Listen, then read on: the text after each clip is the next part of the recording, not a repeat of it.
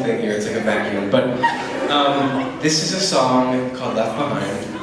And it's the first song that I ever learned from Spring Awakening. I went to a couple of auditions, initial auditions back. I would take you back to the fall of 2005 when I first auditioned for the show. And I had a couple of auditions for the show, and then finally I got in the room with Michael Mayer, who was the incredible director of Spring Awakening.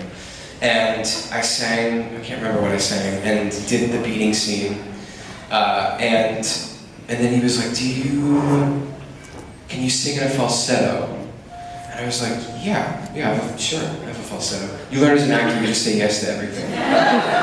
You're like, yes, I can ice skate, yes, I can roller skate, yes, I can do gymnastics. I was like, yes, I have a falsetto. And so they gave me the end of this song when I do a little like, wah thing.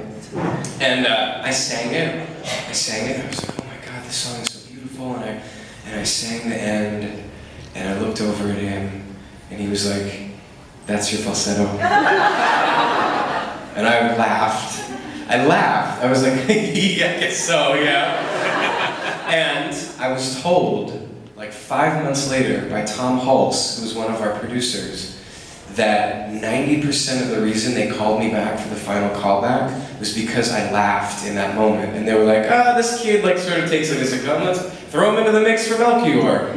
And then I booked that job. But when I was first in the mix, I was like the last, they told me I was like, there was 7 of us, and I was the one, I was like the wild card at the audition, and I only got into that room sort of partially because I laughed at Michael Mayer. Which I now spend my life doing.